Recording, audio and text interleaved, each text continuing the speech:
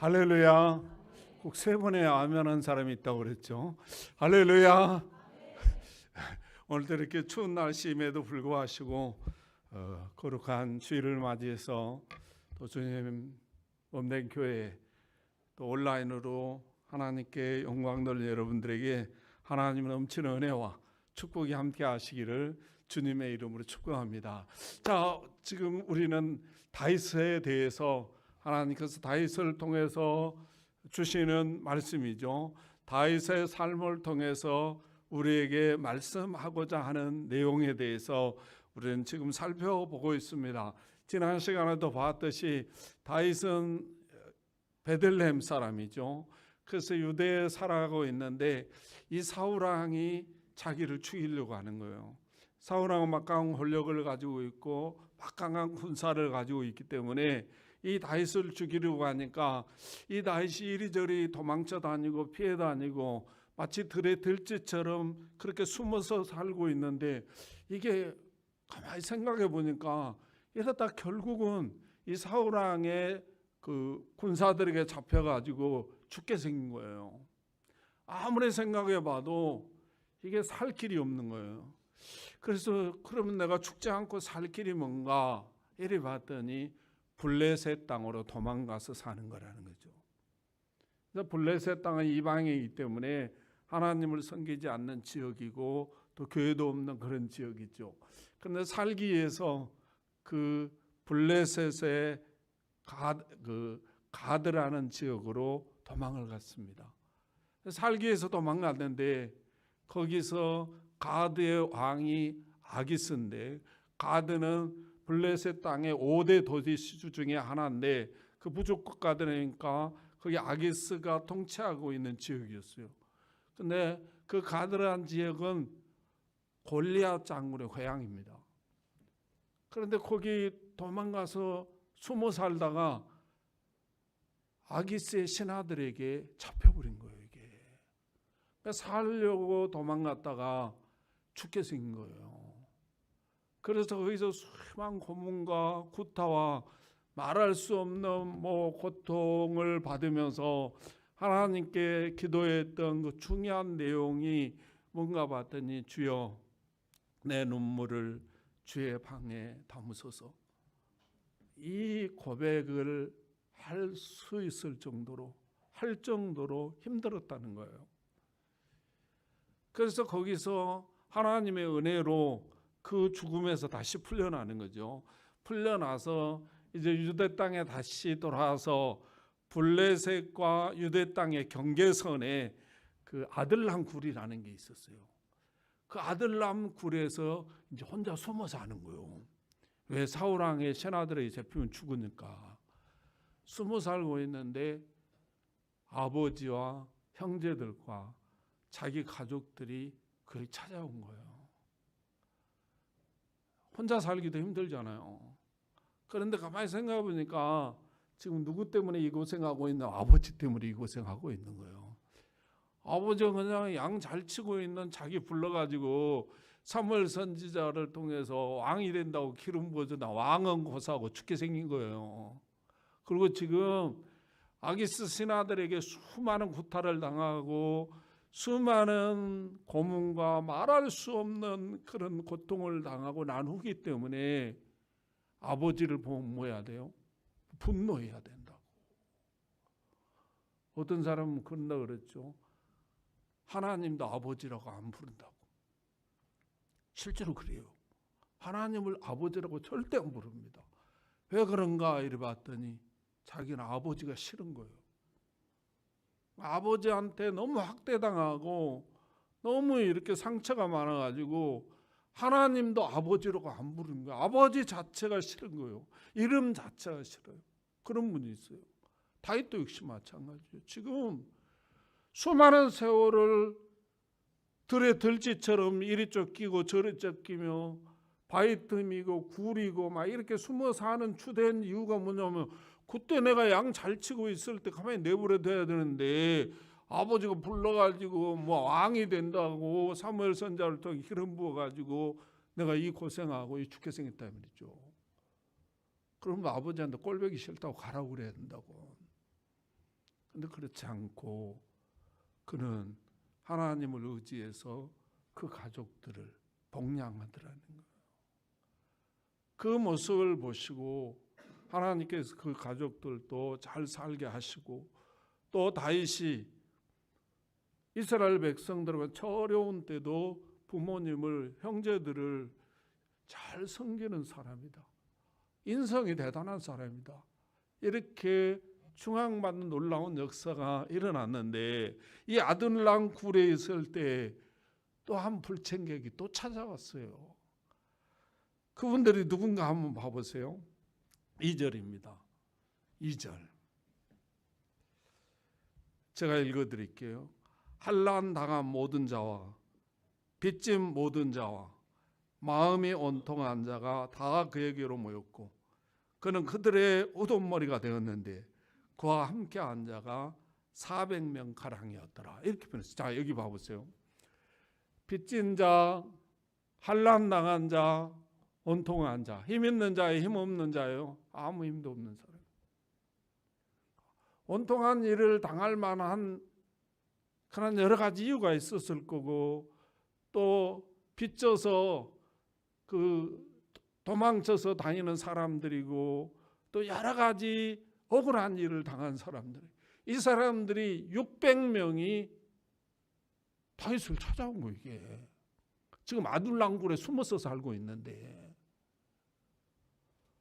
그러면 다윗의 입장에서는 이 사람 아무 유익도 없는 사람들이잖아요. 이 사람들이 무슨 권력을 가지고 있는 사람도 아니고 돈이 어마어마하게 있는 사람도 아니라 이 말이죠. 중요한 건 뭐냐면 이 400명이, 이스라엘은 전통적으로 장정만 세거든요, 숫자를. 그러면 뭐 부녀자 애들까지 장정도 20세 이상이잖아요. 그 세는 숫자인데 그게 400명이라 그러면 뭐 한 사람의 4명씩만 딸렸어도 그 4,46, 1,600명이잖아요. 이 1,000여 명이 되는 사람이, 자기 혼자도 숨어 살기 힘든데 이 1,000여 명이 되는 사람이 어떻게 숨어 사냐고. 이건 같이 죽자는 이야기죠. 그러면 다윗의 입장에서 절대 이들과 함께하면 안 된다는 거예요. 또 하나 중요한 거는 이 사람들을 함께 해봐야 아무 유익이 없는 사람들이에요. 비즈니스적으로 보면 이 사람들 아무 유익이 있고 무슨 권력이 있는 것도 아니고 돈이 있는 것도 아니고 뭐 환난 당하고 빚지고 온통한 일 당한 사람들이라 이 말이에요. 그러니까 전혀 힘이 없는 사람들이에요. 그러므로 우리가 잘 되려면 뭐 해야 돼요? 권력 있는 사람, 힘 있는 사람, 많이 배운 사람, 장래성이 있는 사람, 이 사람들과 함께 해야 내가 무슨 덕을 볼 수 있는 거잖아요. 그럼 여러분들 한번 물어볼게요. 여러분 어떤 사람에게 돈 빌려줘요? 어떤 사람에게 돈 빌려줍니까? 어떤 사람에게 함께 하고 싶습니까? 나에게 유익이 없는 사람하고는 함께 안 하는 거죠. 돈도 내가 100원 빌려주면 뭐 1,000원 받을 수 있겠다 싶어야 빌려주는 거지. 우리는 이렇게 비즈니스에 젖어 있잖아요. 다수의 입장에도 보다 마찬가지란 말이죠. 그런데 이 아무 유익이 없는 사람과 다윗이 뭐 함께 하냐고. 그러니까 그들이 막 숫자적으로 왔으면 여기 잠깐 계시라고 그러고 혼자 어디 갔다 온다고 도망가 그래야죠. 그리고 그냥 혼자 숨어 살아야 되는 거예요. 살기 위해서는. 400명이라는 사람들이 몰려다니고 이 먹고 사는 문제, 자는 문제, 숨는 문제, 여러 가지 문제가 있는데 이 사람들은 나에게 장차 큰 유익이 될 사람들이 아니라는 거예요. 다윗의 입장에서 그러므로 절대로 함께하면 안 되는 거예요. 그런데 다윗은 이 사람들과 함께했다는 거예요. 아무 유익도 없고 이 사람들과 함께하면 사울 왕의 신하들과 또 지금 모든 백성들이 다윗만 보면 신고하고 있잖아요. 그래서 잡혀서 죽을 확률이 너무너무 많은데도 불구하고 다윗은 이들과 함께 했다는 거예요. 그러면 이 다윗이 바본가 이 말이죠. 모자란 사람인가? 왜 다윗은 이렇게 못난 사람, 보잘것없는 사람, 자기 인생에 전혀 도움이 안 되는 이 빚지고 환난당하고 억울한 일 당하는 이런 사람들과 함께 하시는가 이리 봤더니요, 다윗이 통해서 기록했던 성경이 시편이잖아요. 시편 18편 1절 2절에 보면 이렇게 말하더라고. 시편 18편 1절 2절 제가 봉독을 나의 힘이신 여호와여 내가 주를 사랑합니다.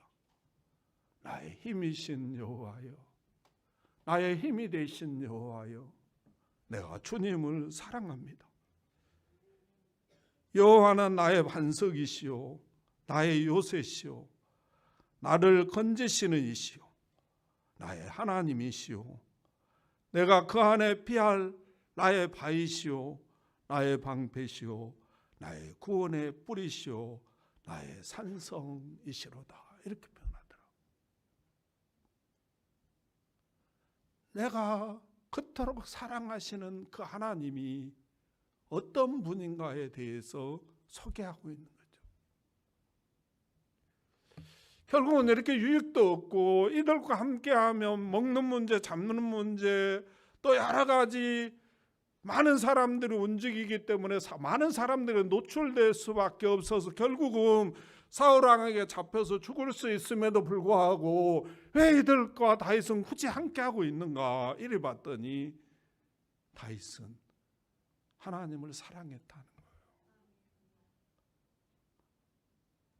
어떤 가수가 이렇게 노래를 부르더라고. 사랑이 무엇냐고 물으신다면 눈물의 씨앗이라고 말하겠어요.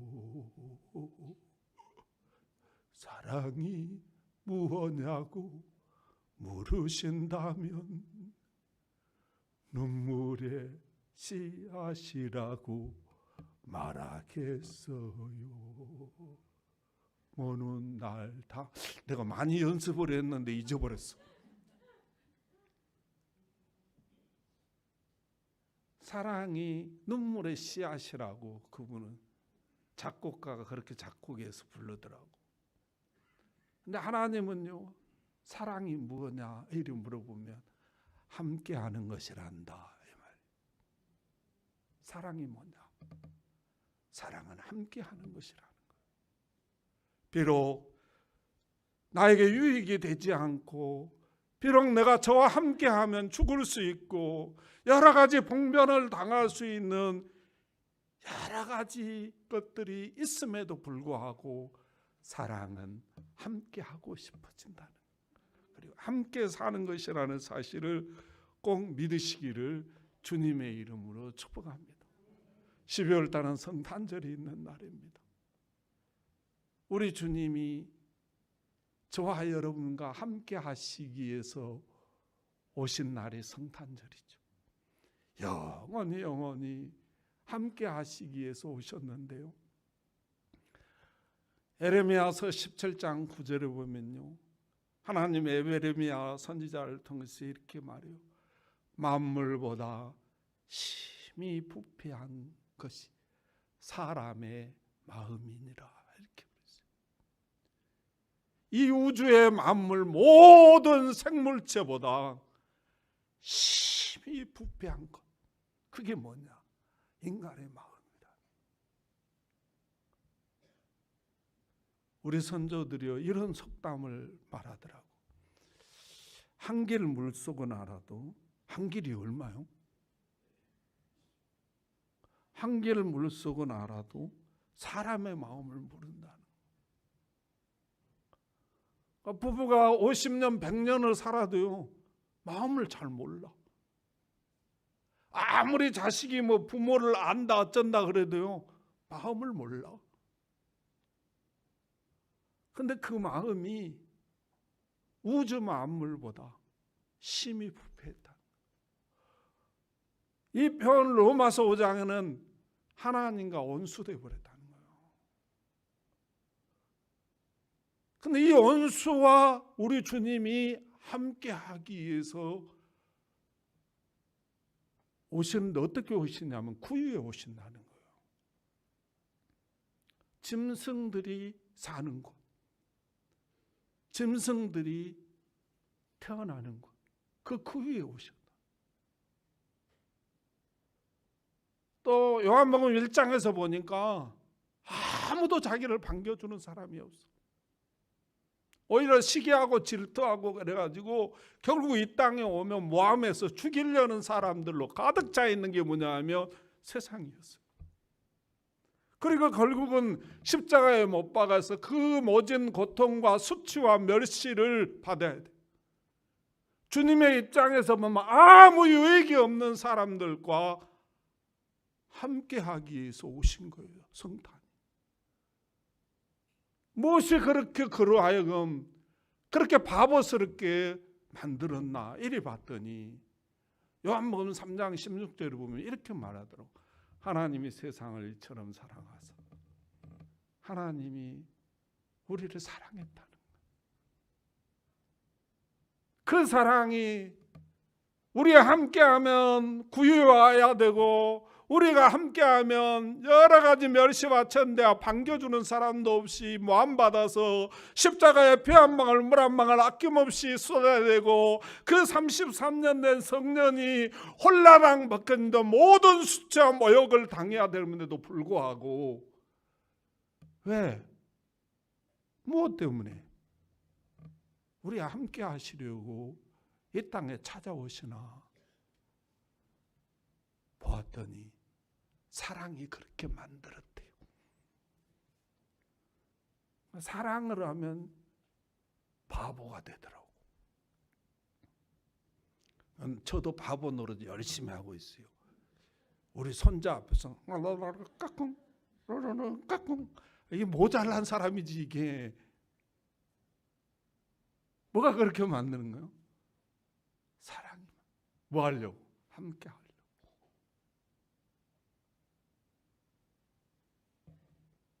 로마서 5장 5절에 보면요, 이 사랑이 우리에게 부어져 버렸다. 부어버렸다는 말, 하나도 남기지 않고 쏟아버렸다 그 말이죠. 그러므로 성탄은 우리 주님께서 우리를 사랑해서 우리와 함께 하시기 위해서 오신다는 거예요. 그런데 우리는 부부도 함께 하려고 하지 않아요. 교회 안에서도 함께 안 하고 원수처럼 지내는 사람들이 많이 계시더라고요. 보면 종종 있어요. 무엇이 그렇게 만들었나? 그렇게 봤더니 유익이 없다는 거죠. 유익이 없어. 저 친구와 함께 해봐는 유익이 없다 이 말이죠. 권력이나 있고 돈이나 있고 또 많이 배우고, 그래서 장래가 촉망하고, 그러면 장래에 뭐 잘 돼가지고 하다 보면 나에게 좀 유익이나 줄 것 같으면 좀 굴한 일도 참고 함께 하겠는데 그렇게 전혀 안 보이는 거예요.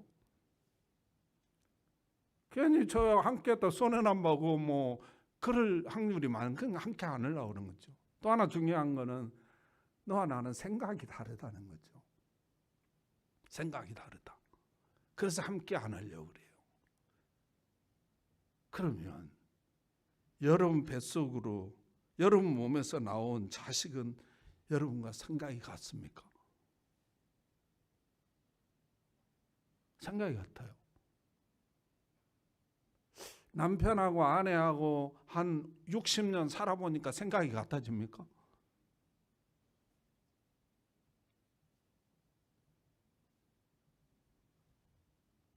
이 생각을 맞춰서 사는 것은 결혼을 한 1000번, 10,000번 해도 안 같아져. 그런 사람 없어 이 세상에. 그런데 왜 함께 하느냐? 자식하고 나하고 생각이 다른데 왜 함께 하고, 부부가 생각이 다른데 왜 함께 하느냐? 여러 가지 이유도 있겠죠. 근데 그 안에 뭐예요? 사랑이에요. 사랑. 사랑은 함께 하는 거다. 그러므로 사랑하는 성도는 남편이 나와 생각이 다르고, 아내가 나와 생각이 다르고, 또한 여러 내 주변 사람들, 직장 사람들의 생각이 다르고, 또한 저 사람이 나에게 전혀 유익이 되지 않을 것 같다 할지라도 우리는 하나님의 사랑으로 함께 해주시기를 주님의 이름으로 축복합니다. 할렐루야, 할렐루야. 이게 그리스도의 성탄의 사상이에요. 그런데 오늘 많은 사람들은 그렇게 안 산다는 거예요. 자본주의에 살아가다 보니까 항상 비즈니스적으로 사람을 대하고 만난다는 거예요. 남편도.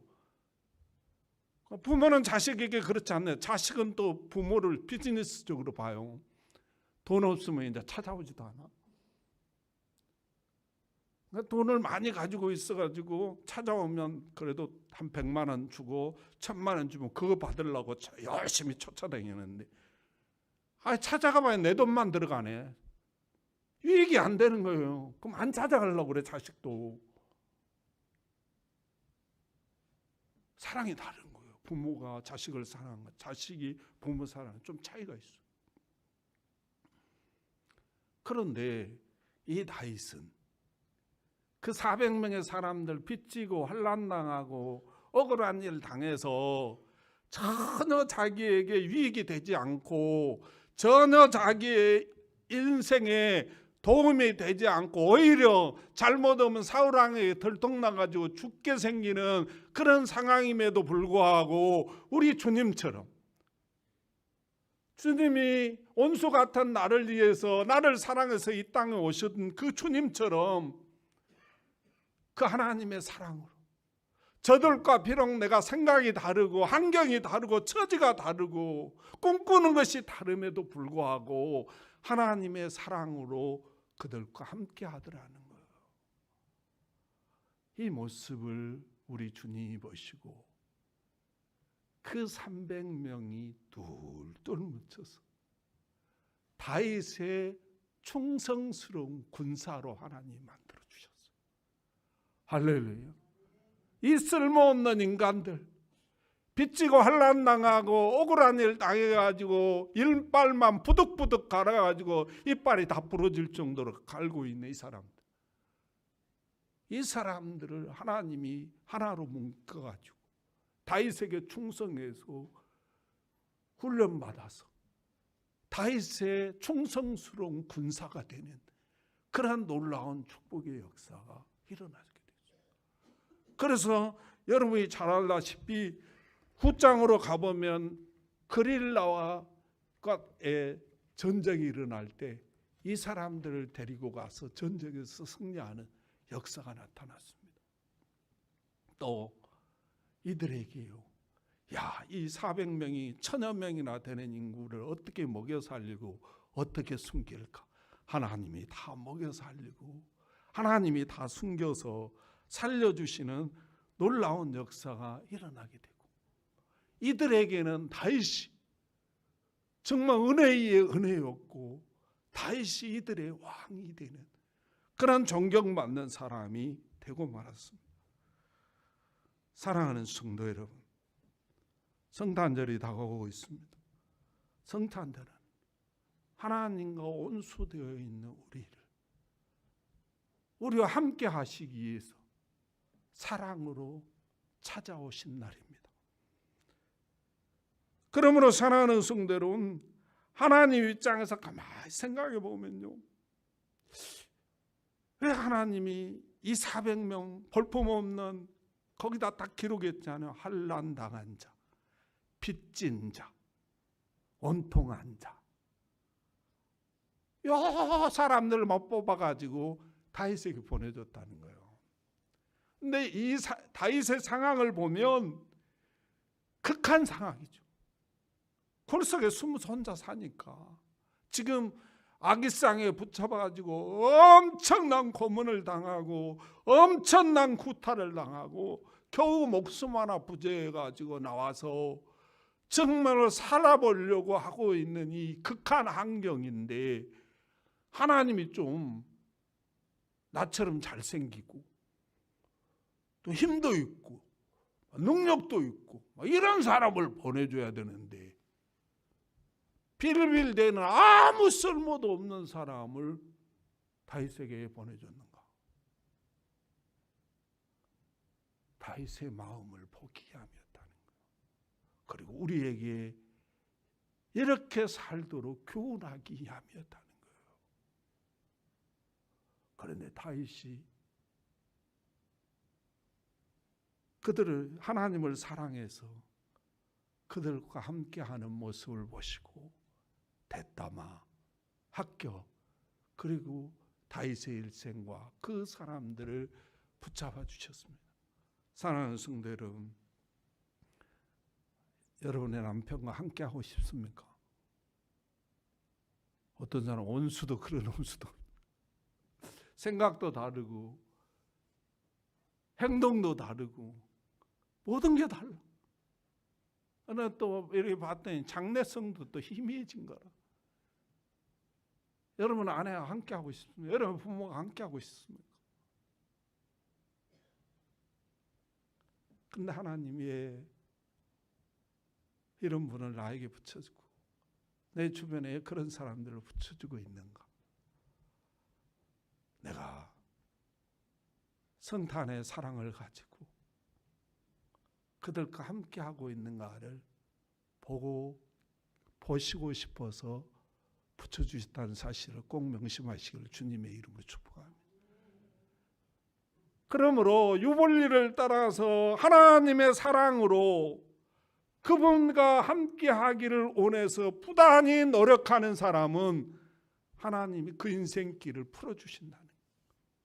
볼품없는 사람들을 볼품 있게 만들어주시고 능력 없는 사람을 능력 있게 만들어주시고 정말로 비리비리하는 사람을 강하게 만들어주셔서 여러분의 팬이 되는 놀라운 역사를 하나님이 이루어주고 싶다는 거예요.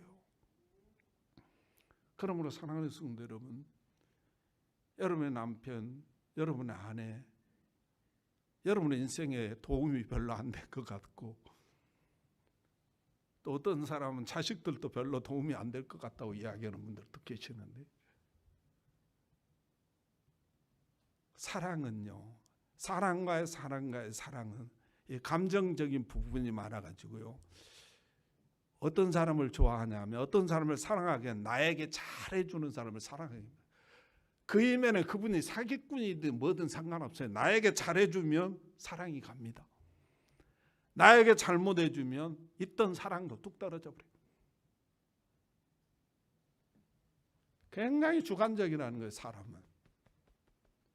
근데 그것 갖고 하면요, 사람이 팔푼이 됩니다. 나에게 잘해주면 사랑 내 사랑. 나에게 잘못 온수도 그런 온수 없어. 아이고 저건 애 안 잡아가나 막 이러고 있어요. 그래서 하나님의 사랑으로 함께 하라는 거예요. 할렐루야. 저와 여러분은 나에게 비록 도움이 안 되고 그래서 내 인생에 여러 가지 위협이 되고 어려움이 된다 할지라도 하나님의 사랑으로 함께 해주시기를 주님의 이름으로 축복합니다. 그러면 그 다음은 하나님이 책임지실 줄로 믿습니다.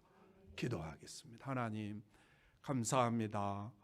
오늘도 우리에게 귀한 말씀을 주시고 오늘도 우리에게 귀한 은혜를 주시고 오늘도 우리에게 귀한 축복의 역사로 은혜의 역사로 함께 하신 하나님 감사합니다.